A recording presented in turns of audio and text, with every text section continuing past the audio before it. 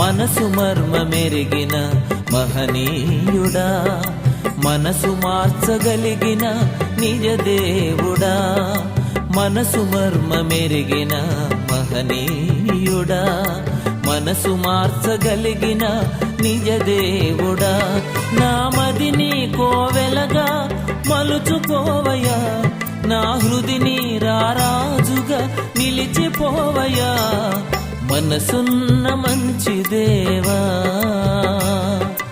నీ మనసును నాకిచ్చావా.